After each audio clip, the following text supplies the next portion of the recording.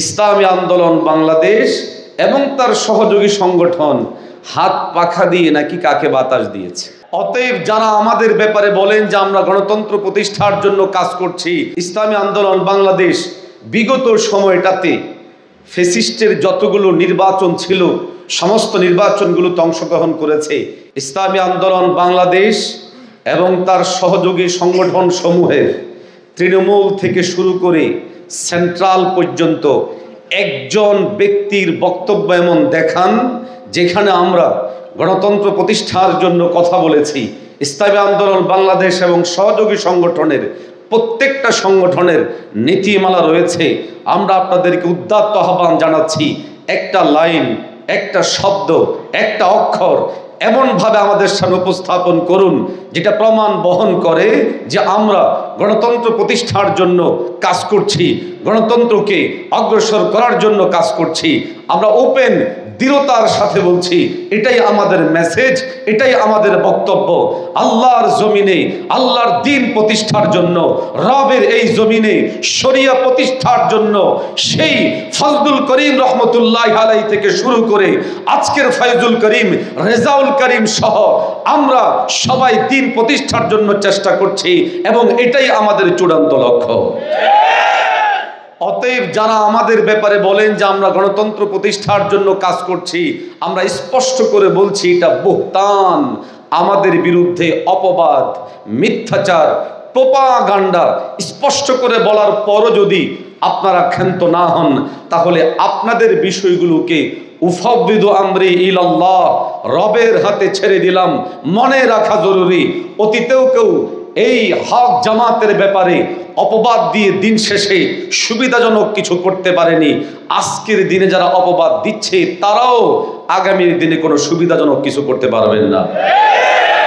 সম্মানিত হাজিরিন, আমরা অত্যন্ত দুর্ভাগ্যজনকভাবে লক্ষ্য করছি আজ যখন গোটা বাংলাদেশে ইসলামী আন্দোলন যখন তার নিজস্ব রাজনৈতিক স্বকীয় চিন্তা এবং স্বকীয় তৎপরতার আলোকে সম্মুখপানে অগ্রসর হচ্ছে, তো আমাদের যারা রাজনৈতিক বিরোধী শক্তি আছে তারা চেষ্টা করছে আমাদের কিছু দোষ ত্রুটি মানুষের সামনে তুলে আনার জন্য। খুঁজে পাচ্ছে না, তারা চতুর্দিকে তালাশ করছে। আলহামদুলিল্লাহ, আমাদের মাঝে চাঁদাবাজ, আরো আসতে বলেন, দুর্নীতিবাজ, খুনি, সন্ত্রাসী, মদদি, মানুষের হক নষ্টকারী যখন কোনো কিছু পাচ্ছে না, তো তখন অতীতে কিছু লোকদের ছড়িয়ে দেওয়া অপ্রয়োজনীয় অহেতুক কিছু শব্দ চালানোর চেষ্টা করছে। সেটা কি? ইসলামী আন্দোলন বাংলাদেশ এবং তার সহযোগী সংগঠন হাত পাখা দিয়ে নাকি কাকে বাতাস দিয়েছে।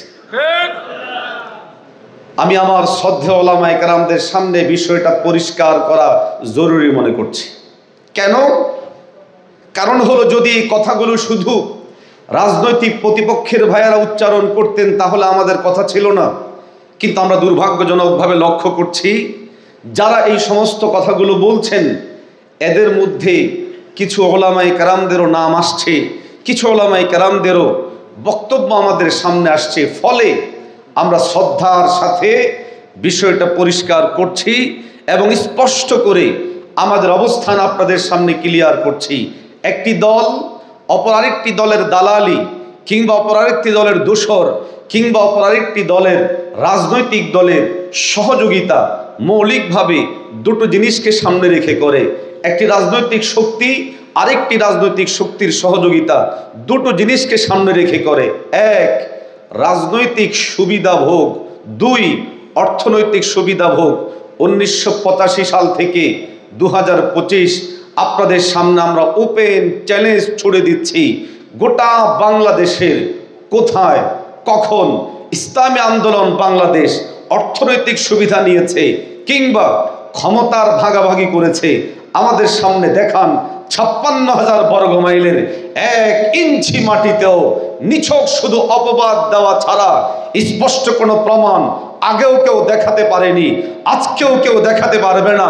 ইনশাআল্লাহ ইসলামী আন্দোলন বাংলাদেশ যেভাবে অগ্রসর হচ্ছে সর্বশেষ পর্যন্ত কোনোদিন এই জিনিস প্রমাণ করতে পারবেন না।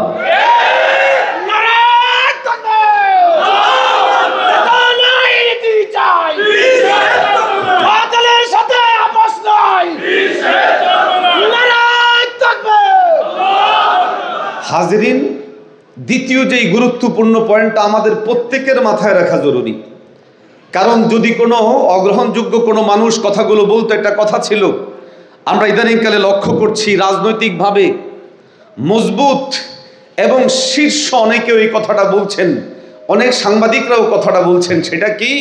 ইসলামী আন্দোলন বাংলাদেশ বিগত সময়টাতে ফ্যাসিস্টের যতগুলো নির্বাচন ছিল সমস্ত নির্বাচনগুলোতে অংশগ্রহণ করেছে। এই পয়েন্টটা খুবই গুরুত্বপূর্ণ। আমি প্রত্যেককে বলবো এটা আপনারা লিখে নেন, মানুষের মাঝে বিষয়টা ছড়িয়ে দেন। আমরা স্পষ্ট করে বলছি, ফ্যাসিস্টের সময়ে হওয়া যতগুলো নির্বাচন ছিল, 14 নির্বাচনে ইসলামী আন্দোলন বাংলাদেশ অংশগ্রহণ করেনি, 24 নির্বাচনে ইসলামী আন্দোলন বাংলাদেশ অংশগ্রহণ করেনি, 18 নির্বাচনে ইসলামী আন্দোলন বাংলাদেশ অংশগ্রহণ করলেও দুপুরের আগেই ইসলামী আন্দোলন বাংলাদেশ সেটা বর্জন করার মাধ্যমে তার অবস্থান ক্লিয়ার করে দিয়েছে। সুতরাং যারা বলেন ইসলামী আন্দোলন নির্বাচনে অংশগ্রহণ করে অন্যদেরকে বৈধতা দিয়েছে, আমরা স্পষ্ট করে বলি, মিডিয়ার এই যুগে, আধুনিক এই যুগে, তথ্য প্রযুক্তির এই যুগে চাপাবাজি করা যাবে, কিন্তু কোনো জিনিস প্রমাণ করা যাবে না। এখন তারা আমাদেরকে খাটো, ছোট এবং প্রশ্নবিদ্ধ করার জন্য বলেন যে বিভিন্ন স্থানীয় নির্বাচনগুলোতে আপনাদের লোকজন অংশগ্রহণ করেছে। আমি আপনাদেরকে প্রশ্ন করি, আপনার ইউনিয়নে যারা অংশগ্রহণ করেছে তাদের মধ্যে কি বিএনপির লোক ছিল না? জামাত ইসলামের লোক ছিল না? অপরাপর দলের লোকজন ছিল না? অতএব এই সমস্ত অপবাদ দিয়ে ইসলামী আন্দোলন বাংলাদেশকে কোনো অবস্থাতেই প্রশ্নবিদ্ধ করা যাবে না। স্থানীয় নির্বাচন কোনো সরকারকে বৈধতা দেয় না, জাতীয় নির্বাচনের মাধ্যমেও ইসলামী আন্দোলন কাউকে বৈধতা দেয় নাই। ইসলামী আন্দোলন বাংলাদেশ বিগত সময় তাতে নিজস্ব অবস্থান নিয়ে, স্বকীয়তা নিয়ে অগ্রসর হয়েছে। ইনশাআল্লাহ আমরা দৃঢ়তার সাথে বলছি, ইসলামী আন্দোলন বাংলাদেশ সম্মুখপানে অগ্রসর হবে। কেউ কেউ নতুন এক শব্দ চয়ন করছেন, অমুক দলকে ইসলামী আন্দোলন প্রতিষ্ঠা করে। আরে ভাই, এই সমস্ত ফালতু চিন্তাবাদ দেন। ইসলামী আন্দোলন বাংলাদেশ কাউকে আগে বসায়ও নাই, উঠায়ও নাই।